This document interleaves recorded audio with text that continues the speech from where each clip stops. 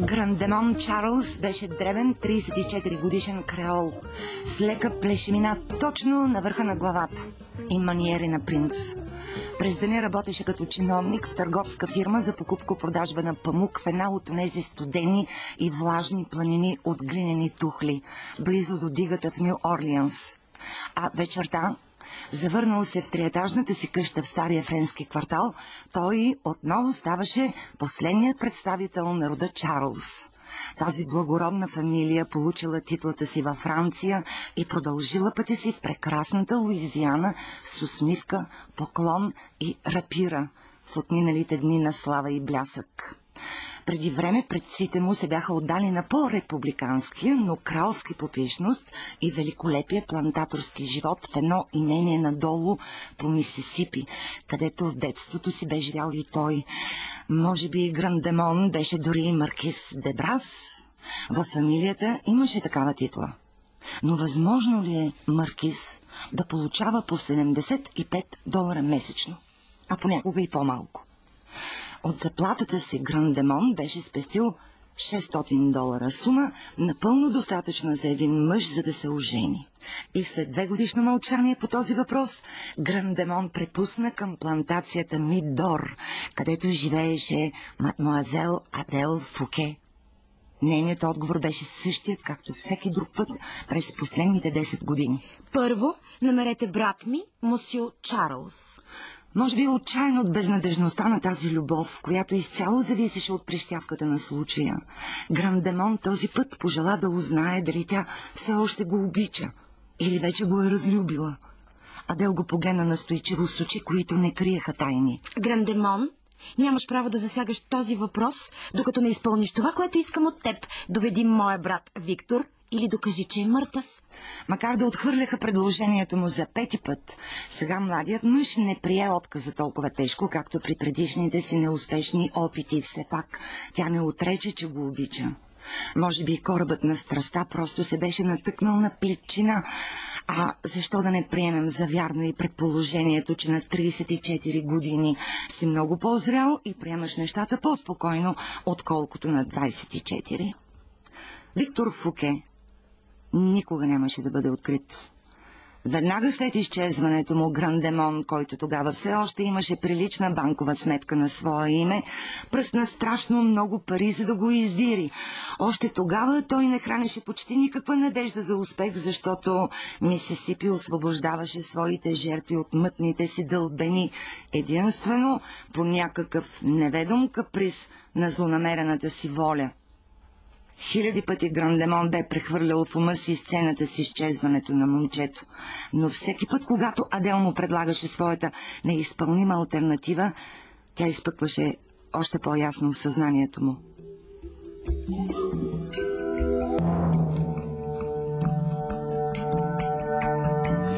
Виктор беше любимецът на семейството.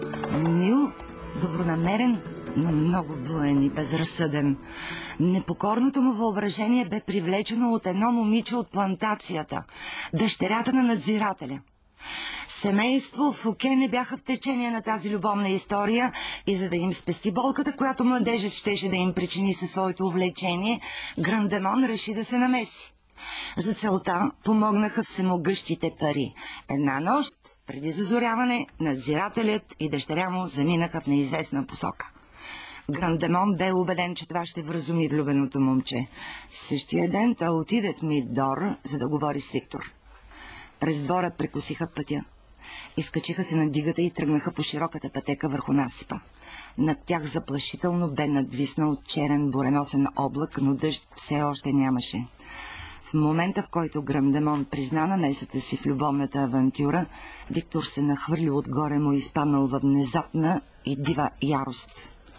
Въпреки не много едрото си телосложение, Грандемон притежаваше мускули от желязо. Той успя да хване китките на младежа, въпреки градушката от удари, с които противникът му го обсипваше и го повали и притисна на земята. След малко страстите утихнаха и момчето се изправи. На вид спокоен, само с леки следи по лицето от гневния ураган, бушувал току-що, той протегна ръка, сочейки къщата. Всички вие сте се наговорили да разрушите моето щастие, но никога повече няма да ми видите очите. След тези думи Виктор се обърна, втурна се надолу по дигата и изчезна в тъмнината. Грандемон го последва, като го зовеше по име, но напразно. Търси го повече от час. Обиколи цялата дига, прерови всички храсти и шубраци, с които плътно бе обрасъл брегът на реката, но без успех. Никой не отвърна на виковете му, макар веднъж да му се стори, че чу бълбукащ звук, долетял от към тъмната вода, който обаче изведнъж утихна. Тогава бурята започна и Грандемон се прибра покрусен и отчаян.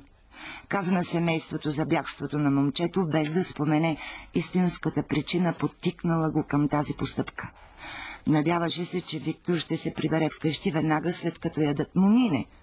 По-късно, когато заплахата на момчето бе изпълнена и семейство Фуке вече не видяха сина си, на Грандемон му се видя невъзможно да открие на родителите какво точно бе станало през онази нощ и причината за изчезването на Виктор остана загадка за близките му. В онази нощ Грандемон за първи път забеляза новото, особено изражение в очите на Адел. То така и не се промени през следващите години. Младият мъж не можеше да го разгадае, защото бе отражение на мисъл, която девойката никога не сподели с него. Може би, ако знаеше, че Адел беше стояла до портата в онази злощастна нощ, очаквайки завръщането на брат си и своя любим, които странно защо бяха избрали такъв късен час и толкова тъмно място, за да разговарят, и че на светлината на проблясваща светкавица тя бе видяла техния кратък, но ожесточен сблъсък, при който Виктор падна, повален от ръцете на Грандемон, той сигурно щеше да се обясни всичко. А тя... Не знам какво щеше да направи тя, но беше ясно, че между изчезването на по-малкия брат, предложението за женитба и положителния отговор на младата жена имаше връзка. Бяха изминали 10 години, но онова, което беше видяла Адел при блясъка на светкавицата си, оставаше все така ясно пред очите й. Тя обичаше брат си, но дали държеше загадката непременно да бъде разгадана, или пък желаеше единствено истината? Какво щеше да направи Адел, ако Грандемон се бе хвърлил в краката й, признавайки през сълзи, че неговата ръка е изпратила Виктор на дъното на коварната река и че повече не може да позори любовта си с лъжа? Дали тя... Но Грандемон Чарлз никога не отгадна значението на този поглед в очите на Адел. Затова сега за пореден път той потегли обратно към своя дом, все така изпълнен с любов, но не и с надежда. Това се бе случило през септември. През първия зимен месец на Грандемон му хрумна идеята за възраждането. След като Адел никога нямаше да бъде негова, а богатството без нея щеше да бъде като безполезна дрънкулка, защо тогава да продължава да прибавя долар след долар към тези мъчително спестени пари? Защо изобщо му бяха те? Стотици бяха цигарите, които изпуша, отпивайки от своето бордо в кафенетата по улица Роял, докато обмисляше своя план. Малко по малко идеята и нейната реализация се избистриха. Без съмнение това щеше да му струва всички спестявания, но за няколко часа той отново щеше да бъде Чарлз от Чарлерой. 19 януари. Тази толкова знаменателна дата в историята на рода отново щеше да бъде подобаващо отпразнувана. На този ден френският крал беше сложил Чарлз на масата до себе си. На същата дата Арман Чарлз, маркиз де Брас, се бе появил в Ню Орлианс като бляскав метеор. Това беше датата на сватбата на неговата майка и рождения ден на Грандемон. Откакто се помнеше, тази годишнина беше синоним на празненство, радостно вълнение и припомняне на славните времена. Чарлерой беше старата фамилна плантация, разположена на около 20 мили надолу по реката. Преди години имението беше продадено, за да се погасят дълговете на прекалено разточителните му собственици. Още веднъж то беше преминало в други ръце и сега по него бе плъзнала плесента на дълги и мъчителни съдебни дела. Въпросът за наследството чакаше тежката дума на Темида, а до тогава просторната къща стоеше необитаема, освен ако имаше нещо вярно в разказите за напудрени и облечени в коприна предишни негови обитатели, които обикаляли с призрачни стъпки празните стаи. Грандемон откри съдията от Върховния съд, под чиято опека се намираха ключовете на къщата, до излизане на решението. Той беше стар приятел на семейството. Грандемон му обясни, че иска да наеме къщата за 2-3 дни, за да покани на вечеря няколко свои стари приятели в родния си дом. Вземи я за седмица, за месец, колкото искаш. Само не ми говори за наем. На какви вечери съм присъствал под онзи покрив, синко?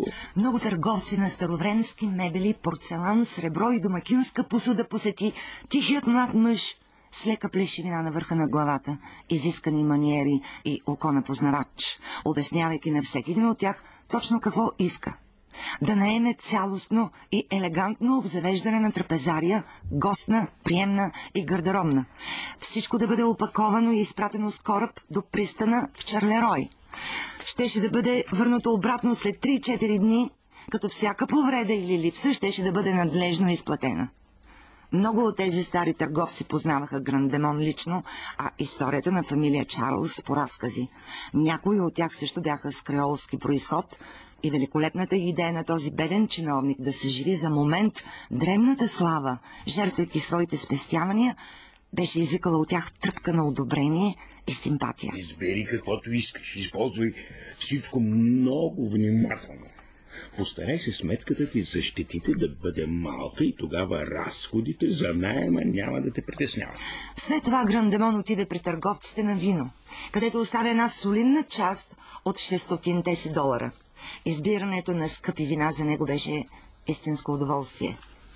Бутилките шампанско го подмамваха като изкусителни сирени, но той ги отмина с твърда крачка, защото, заставайки пред тях със своите спестени $, щеше да изглежда като дете с 1 пени в джоба пред скъпа френска кукла на витрината. Въпреки малката сума, с която разполагаше, подбра с вкус и финес все вина отлежали и с родословие. Отдели няколко часа за обмислене на менюто и продуктите за него, но изведнъж без походено прозрение. Спомни си за Андре, главният им готвач в плантацията, най-добрият познавач на френската кухня в долината на Мисисипи. Съдията му беше споменал, че земята продължава да се обработва съгласно споразумение между тежителите. Затова следващата неделя замина за Чарлерой. Голямата къща изглеждаше пуста и неприветлива с затворените си капаци и залостени врати. Храстите в градината бяха избояли, а пътеките и алеите засипани с нападали листа. Младият мъж заобиколи къщата и насочи коня си към бараките, в които живееха работниците и прислугата. Те тъкмо се връщаха от църква, безгрижни и весели, облечени в ярки, цветни дрехи. Да, Андре все още беше там. Косата му беше малко посивяла, но усмивката, както винаги, блестеше на лицето му. Грандемон му каза за своя план, а стария готвач се изпълни с гордост и задоволство. С въздишка на облегчение, знаейки, че няма да има никакви грижи и задължения по вечерята до момента, в който не бъдеше сервирана, последният Чарлз повери в ръцете на Андрей щедра сума, която да покрие всички разходи, и му даде карт-бланш за приготвянето й. Сред сегашните работници на полето имаше много, които бяха служили по-рано в къщата. Там беше и Абсалом, бившият главен прислужник, както и половин дузина по-млади мъже, изпълнявали длъжности на сервитьори, помощници в кухнята или в други отделения на къщата. Те веднага се скупчиха около него, за да поздравят господин Грант. Абсалом пое грижата да подбере от тях хората, които ще помагат при сервирането на вечерята. След като разпредели длъжностите, Грандемон се върна доволен в града. Имаше още много по-древни детайли, за които да помисли, но в основни линии всичко бе уредено и сега оставаше само да изпрати покани на своите гости. По протежение на реката се намираха плантациите на половин дузина семейства, на чието щедро гостоприемство се радваха преди време той и неговите близки. Те бяха сред най-гордите и изтъкнати фамилии на стария режим. Техният малък кръг беше блестящ. Отношенията помежду им топли и сърдечни, а домовете им винаги с отворени врати. Тези стари приятели, каза си Грандемон, дори и да е за последен път, ще бъдат в Чарлерой на 19 януари, за да отпразнуваме заедно този знаменателен за моя род ден. Поканите бяха скъпи, но красиви. Може би малко по-претенциозни, отколкото добрият вкус изискваше, но креолът си позволи това единствено пауново перо, с което да закичи шапката на своето мимолетно великолепие. Нима не бихме оправдали неговото желание, поне в този единствен ден, да бъде Грандемон Чарлз от Чарлерой. Изпрати поканите в началото на януари, за да могат гостите да ги получат на време. На 19-ти, в 8 часа сутринта, параходът Речна красавица плавно приближи отдавна неизползвания пристан на Чарлерой. Мостикът бе спуснат, а на вълнолома се бяха стекли много от хората в плантацията, за да пренесат на брега разнообразния товар, донесен от парахода. Бяха стоварени огромни, безформени вързопи, увити в плат и пристегнати с въжета, саксии с палми, вечно зелени растения и тропически цветя, маси, огледала, столове, кушетки, килими и картини, всичко внимателно опаковано срещу повреди по време на транспортирането. Най-заед от всички беше Грандемон. Лично той се зае с пренасенето на огромните кошници с порцелана и стъклото. Изпускането дори само на една от тях щеше да му струва повече, отколкото можеше да изкара за една година. След като и последния пакет бе свален, Речна красавица се отдели от Кей и продължи своето плаване надолу по реката. За по-малко от час всичко бе пренесено в къщата. Тук вече Абсалом пое диригентската палка, за да посочи точното място на мебелите и украсата. На този ден в имението винаги бе имало много работа заради грандиозното пиршество вечерта и по-голямата част от негрите помагаха в подготовката му. Сега също имаше доста доброволци. Децата изметоха нападалите в двора листа. В кухнята Андре бе поел командването над многобройните си помощници с предишния си замах.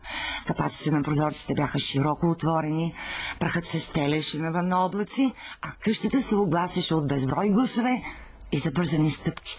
Принцът се беше върнал и Чарлерой се събуди от дългия си сън. Тази вечер, когато луната се издигна над реката и надникна надолу към дигата, съзря гледка, която дълго не бе виждала. От всеки прозорец на старата къща в плантацията строеше мека и мамеща светлина. От двата етажа само 4 стаи бяха мебелирани. Голямата приемна, трапезарията и 2 по-малки стаи за отдих на очакваните гости, но въпреки това на всеки прозорец бяха поставени запалени восъчни свещи. Трапезарията беше главната атракция. Дългата маса с 25 прибора блестеше като зимен пейзаж с нежно-белите си салфетки, финия порцелан и ледения блясък на кристалните чаши. Строгата красота на подредбата на стаята будеше искрено възхищение. Под отражението на светлината от горящите свещи полираният пот блестеше с цвета на рубин. Богата ламперия покриваше стените до средата. На нея бяха закачени няколко картини с маслени бои, изобразяващи плодове и цветя. Приемната също бе обзаведена в семпъл, но елегантен стил. По нищо не личеше, че на следващия ден стаите отново щяха да бъдат изпразнени и оставени във властта на праха и паеците. Фоайето беше украсено с пищни палми и папрати, а от огромния свещник строеше нежна светлина. Точно в 7 часа от някъде се появи Грандемон, облечен в безупречно вечерно облекло, допълнено от фамилната гордост перлите.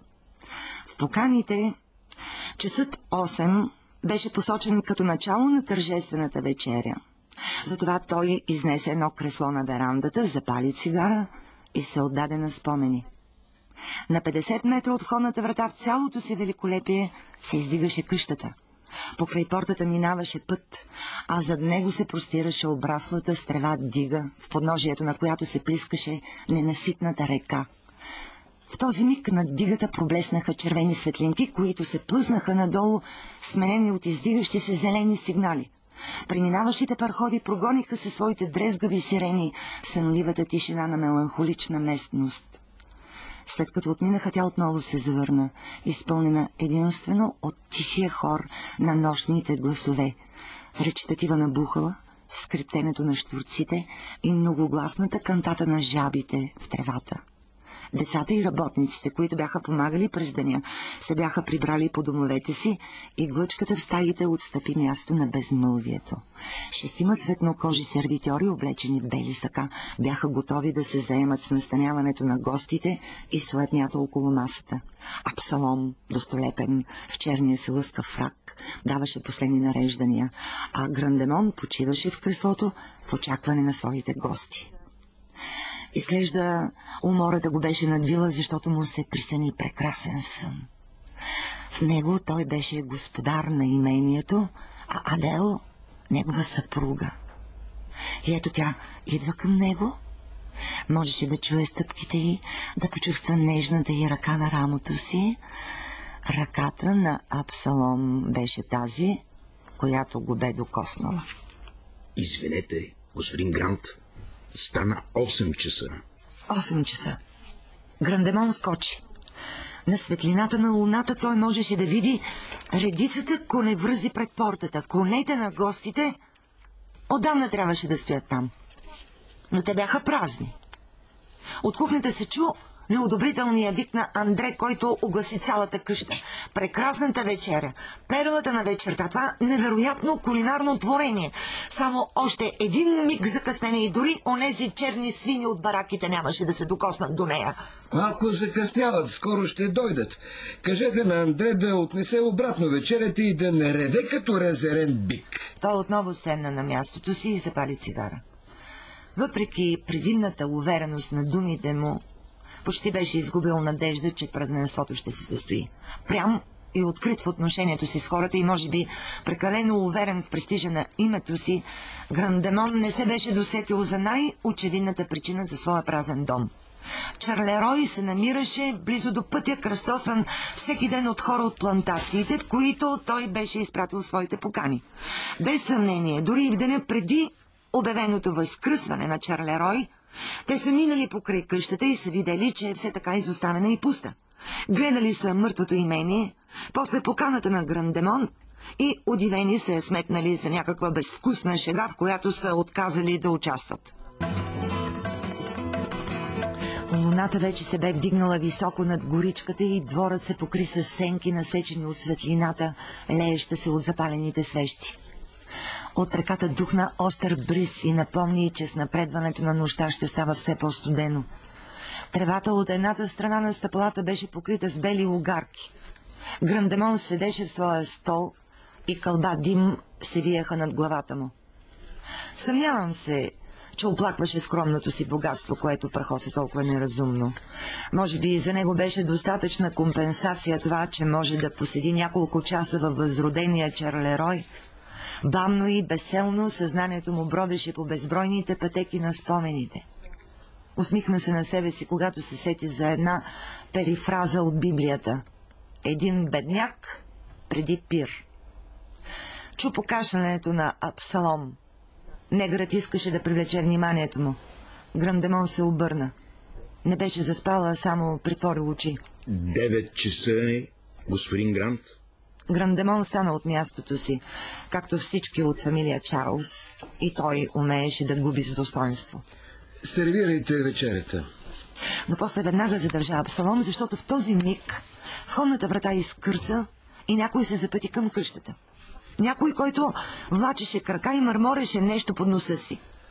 Пред стъпалата спря просек. Добре ми, господине, ще дадете ли на един беден, гладен човек нещичко за ядене? Ще ми разрешите ли да прекарам нощта в някой ъгъл, защото сега мога да заспя. През нощта планините вече не танцуват шотландски хора, а медните чайници са излъскани до блясък. Около глезане ми все още има желязна гривна от верига и може да ме оковете, ако такова е вашето желание. Той сложи кръка си на стъпалото и повдигна дрипавия си панталон. Над скъсаната обувка, покрита с праха на хиляди левги, те видяха желязната гривна. Дрехите на скитника се бяха превърнали в избелели дрипи от слънцето, дъжда и продължителното носене. Дълга брада покриваше лицето му, а очите гледаха обезумяло, през кичурите с пластена кестенява коса. Грандемон забеляза, че бездомникът държи в ръката си бяла картичка. Какво е това? Намерих я на пътя, господине. Дайте ми нещо за хапване. Малко сушени ядки. Тортила или шепа грах. Не мога да ям козе месо, когато им прерязвам гърлата. Те плачат като деца. Грандемон взе картичката. Това беше една от неговите покани за вечеря. Явно някой беше изхвърлил от каретата, сминавайки покрай запустялата къща. Изпратете ми Луис. Луис, някогашният му иконом, дойде веднага, облечен в бял костюм. Този господин ще вечеря с мен. Помогни му да се изкъпе и му дай чисти дрехи. След 20 минути да е готов и вечерята да е сервирана. Луис се обърна към неканения гост почтително, както би се отнесъл с всеки друг посетител на Чарлерой, и го отведе вътре. Точно след 20 минути Абсалом оповести началото на вечерята и малко след това госта беше въведен в трапезарията, където начало на масата стоеше Грандемон. Усилията на Луис бяха преобразили скитника в нещо, наподобяващо учтиво животно.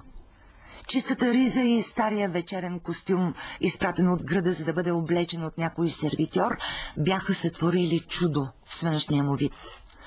Четката и гребенът бяха въвели определен ред в безпорядъка от коса и сега просекът можеше да мине за художник или музикант.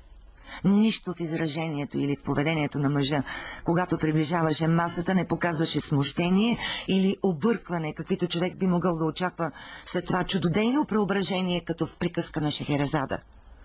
Гостът позволи на Абсалом да го настани от дясната страна на домакина, като човек, за когото това е нещо обичайно. Свикнала съм да зная имената на гостите си. Моето име е Чарлз. Когато бях в планините, ми казваха Гринго, а по пътищата ми викаха Джак. Предпочитам да използвам второто. Чаша вино, господин Джак. Сервитьорите поднасяха ястие след ястие. Грандемон, вдъхновен от великолепния резултат, увенчал кулинарните занимания на Андре и от собствения си избор на вина, се превърна в образец на домакин. Разговорлив, забавен и благоразположен. Гостът беше любопитен събеседник. Изглежда в ума му се редуваха моменти на слабоумие и на проясняване. От време на време очите му просветваха със стъкления блясък на наскоро прекарана треска. Сигурно дълго боледуване бе причината за неговата мършавост и болезнена слабост, за объркания му ум и за бледостта, която прозираше дори под матовия загар от слънцето и вятъра. Чарлз, никога не си виждал как танцуват планините, нали? Не, господин Джак, но съм сигурен, че гледката е впечатляваща. Представям си как онези големите с снега по върховете изведнъж започват да танцуват валс. Трябва първо да излъскаш чайниците, да сготвиш боба сутринта, да легнеш на одялото и да пазиш тишина. Тогава те идват и танцуват за теб. Иска ти се и ти да излезеш и да танцуваш с тях, но всяка нощ си прикован в средата на бараката с верига. Чарлз, ти нали вярваш, че планините танцуват? Не мога да не вярвам на разказите на такъв пътешественик. Трябва да си глупак, за да повярваш. Те не танцуват в истинския смисъл на думата. Така ти се струва на теб заради треската, изтощителната работа и лошата вода. Болен си от седмици, а лекарства няма. Треската се появява всяка нощ и тогава ти си силен, колкото двама мъже. Една нощ пазачите, знаеш ли, бяха мъртво пияни. Бяха домъкнали от някъде чували с сребърни долари и добре го отпразнуваха. През нощта късаш веригата и тръгваш из планината, вървиш миля след миля, стотици, след като си я пребродил цялата, слизаш в прерията. През нощта тя не танцува, а си стои кротко и ти най-накрая заспиваш. После стигаш до една река и започваш да търсиш нещо. Вървиш все по-надолу и по-надолу, но не намираш онова, което искаш. Господин Джак се облегна на стола си и очите му бавно се затвориха. Заситен, той се бе отпуснал в обятията на мечтателен унес. Проява на лошо възпитание е да се спи на масата, но вечерята беше толкова добра. Грант, стари приятелю. Грант. Този, когато бяха нарекли така, се стресна и остави чашата си. Но как е възможно един дрипав скитник, когато преди малко беше поканил на вечеря и познаваше съвсем отскоро, да знае името му? Бавно, малко по малко, в ума му се зараждаше съмнение. Невероятно и безумно. Грандемон извади часовника си и с треперещи ръце отвори капака му. От вътрешната му страна имаше снимка. Той се изправи и разтърси господин Джак за раменете. Сънливият му гост отвори очи. Грандемон му показа часовника. Погледни снимката. Някога виждал ли си... Сестра ми Адел. Гласът на скитника прозвуча неочаквано силно.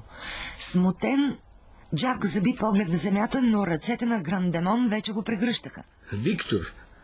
Виктор Фуке!